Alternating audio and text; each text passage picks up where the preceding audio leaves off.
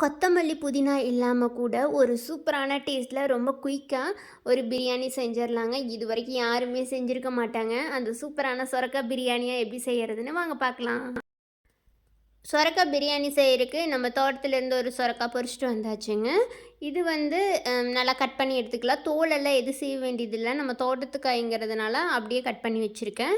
இப்போ stove on பண்ணி cooker வச்சுக்குங்க. இதில் தேவையான அளவு எண்ணெய் சேர்த்துக்குங்க. ஒரு துண்டு பட்டை, 1 டீஸ்பூன் சோம்பு, ஒரு நட்சத்திர சோம்பு உடச்சி சேர்த்துருக்குறேங்க. சின்ன அளவு கல்பாசி இது மட்டும் சேர்த்துக்குங்க. இது பொரிஞ்சதுக்கப்புறமா நம்ம கட் பண்ணி வச்சுருக்கிற சொரக்காயை சேர்த்துக்கலாம். இந்த சொரக்காய் சாதத்துக்கு வந்து தக்காளி கூட சேர்த்த வேண்டியது இல்லைங்க, அவ்வளோ சூப்பராக இருக்கும். சொரக்காய் வதங்குற டைமில் நம்ம ஒரு பேஸ்ட்டு ரெடி பண்ணிக்கலாங்க. மிக்ஸி ஜார் எடுத்துக்கோங்க. அதுக்கு ஒரு கட்டை பூண்டு, அப்புறமா 2 இன்ச் அளவு தோல் நீக்கின இஞ்சி, ஒரு 10 போல் சின்ன வெங்காயம், ஒரு கைப்பிடி அளவு, ஒரு 1/4 மூடி அளவு இருந்தால் போதுங்க தேங்காய், அப்புறமா 2 கொத்து கருவேப்பில். இது மட்டும் சேர்த்து கொஞ்சமாக தண்ணியும் சேர்த்து நல்லா பேஸ்ட்டு மாதிரி அரைச்சி எடுத்துக்கலாம். இப்போ சொரக்காயும் ஓரளவுக்கு வதங்கிருச்சுங்க. இப்போ இது கூட தேவையான அளவு உப்பு, 1/2 டீஸ்பூன் மஞ்சள் தூள், அப்புறம் காரத்துக்கு ஏற்ற மாதிரி குழம்பு மிளகாத்தூள் போட்டுக்கோங்க. இந்த பிரியாணிக்கு வீட்லேயே செஞ்ச குழம்பு மிளகாத்தூள் ரொம்ப சூப்பராக இருக்கும்.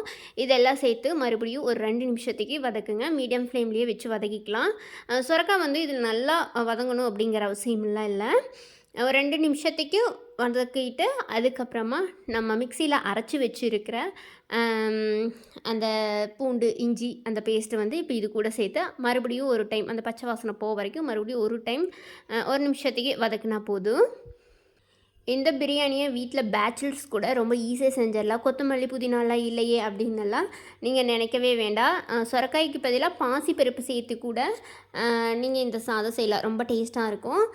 காய் வதங்கினதுக்கப்புறமா அரிசி தேவையான அளவு தண்ணி, உங்கள் அரிசிக்கு எந்த அளவுக்கு தண்ணி தேவையோ அந்த அளவுக்கு சேர்த்திட்டு அதுக்கு மேலே 2 கொத்து கருவேப்பில் போட்டு ஒரு டைம் கலந்து விட்டுட்டு, இந்த டைமில் உப்பு காரம் எல்லாம் பார்த்து சரி பார்த்துட்டு மூடி போட்டு 2 விசில் வந்ததுக்கப்புறமா நம்ம ஓப்பன் பண்ணி பார்க்கலாங்க.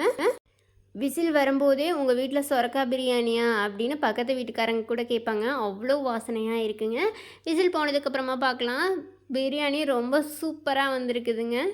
பாருங்கள், இதை வந்து ஒரு டைம் நல்லா கிளறி விட்டுட்டு அதுக்கப்புறமா இது கூட தேங்காய் சட்னி, ஆனியன் ரைத்தான் கூட வச்சு சாப்பிட்லாம். ரொம்ப டேஸ்ட்டாக இருக்கும்.